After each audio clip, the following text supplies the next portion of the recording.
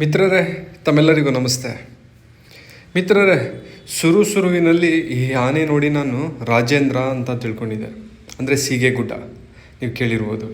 ಈ ಕರಡಿ ಎಂಬ ಆನೆ ಜೊತೆ ಯಾವಾಗಲೂ ಫೈಟ್ ಆಡ್ತಿದ್ದಂತಹ ಜೊತೆಗಾರನಾಗಿದ್ದಂತಹ ಈ ಸೀಗೆಗುಡ್ಡ. ನಾನು ಹಾಗೆ ಅಂದ್ಕೊಂಡಿದ್ದೆ. ಆದರೆ ಇದು ಸೀಗೆಗುಡ್ಡ ಅಲ್ಲ, ಸೇಮ್ ಅದೇ ರೀತಿ ಇರುವಂತಹ ಈಗ ಸೀಗೆಗುಡ್ಡನ ರಾಜೇಂದ್ರ ಅಂತ ಹೆಸರಿಟ್ಟಿದ್ದಾರೆ.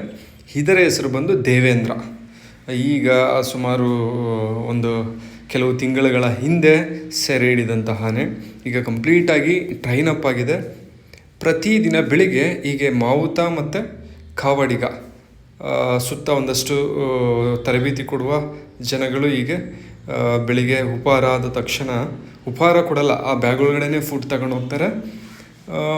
2 ಕಾಲಕ್ಕೆ ಚೈನ್ ಹಾಕಿ ಟ್ರೈನಿಂಗ್ ಕೊಡ್ತಾ ಹೋಗ್ತಾರೆ.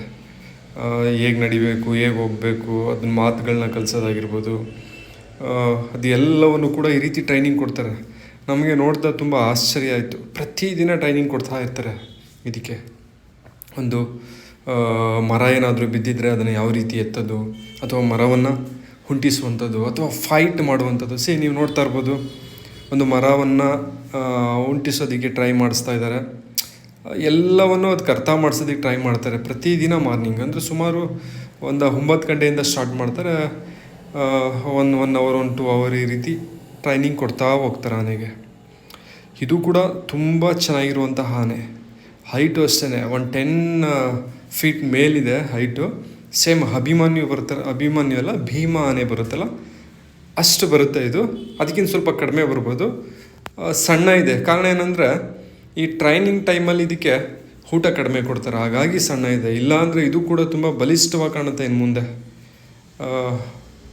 ಹಾಗೆ ನೀವು ನೋಡ್ತಾ ಇದ್ದೀರಾ ಯಾವ ರೀತಿ ಟ್ರೈನಿಂಗ್ ಕೊಡ್ತಾ ಇದ್ದಾರೆ ಅಂತ. ಮುಂದಿನ ತುಂಬ ಲಕ್ಷಣ ಇರುವಂಥ ಆನೆ ಆಗುತ್ತೆ ಇದನ್ನು. ಇನ್ ಫ್ಯೂಚರ್ ನಾವು ದಸರಾದಲ್ಲಿ ಕೂಡ ನೋಡಬಹುದು ಇದನ್ನು.